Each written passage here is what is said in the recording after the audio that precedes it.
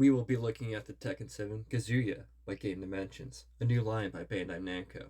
He comes packaged in a matte finished box with the figure already in a suggested pose, with only one image of the figure on the package.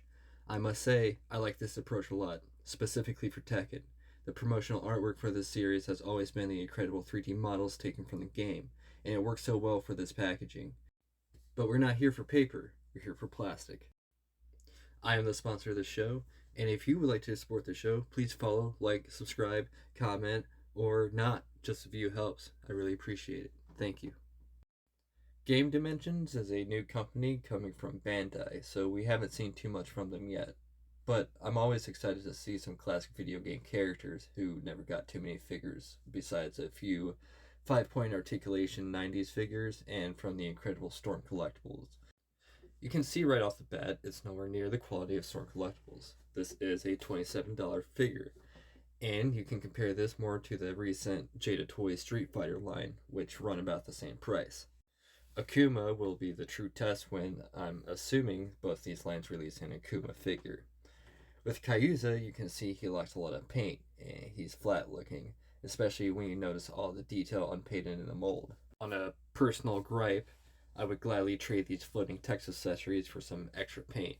Not to say these accessories aren't fun, and if I were an Xbox collector, I'd enjoy how they were presented. However, these could have been sold as an accessory pack. I like the idea, but personally, I don't think they're worth the final product. There aren't many accessories to this figure either. Besides the round 1 text, we get some open palms, closed fists, and his flash punch energy accessory. Articulation is decent. You can get him into a variety of different poses while still being well balanced and keeping that Tekken spirit. There are features though that may be distracting to some figure collectors. First, I want to point out the gapping. Notable places are in the neck, shoulders, and drop down thighs. Secondly would be the pins throughout his arms. A few in the elbow and more obvious ones in the shoulders. We've seen shoulder pegs like these before prominently from NECA. Jada Toys is also using this type of shoulder in their Street Fighter line with DJ, Guile, and Cammy. Lastly is the hinge abdomen, which is just complete opinion. If you're a Marvel Legends collector, you're used to this. I don't mind these from time to time, but this one I got is wobbly and a little loose. I do have to give props for painting the scar completely and not stopping where the hinge is. Looking at you, McFarlane. Overall, a decent figure for the price. This mostly will come down to opinion and how much you like Tekken. For me, I do have some great memories playing Tekken 3 before my local arcade shut down. It was the only arcade cabinet that wasn't in English, and it was normally empty.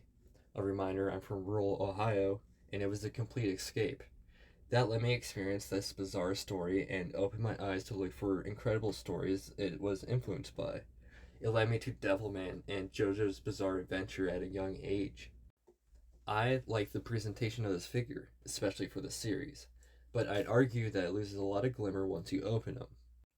He doesn't have too many accessories, and he could at least come with an extra head sculpt. This line did appear out of nowhere, and I can't tell if these were rushed or just let's see how this goes line where they hopefully get better with time. Personally, I'd easily pick this one up. He's still fun and carries that unorthodox feeling that Tekken casts over you. I love to see Bandai continue a gaming figure line, and I say this with hopes we'll get cool Souls-like figures at a decent price. I'll be here for it. That's all I have for this one. Thanks for watching APR, Action Posing Resource.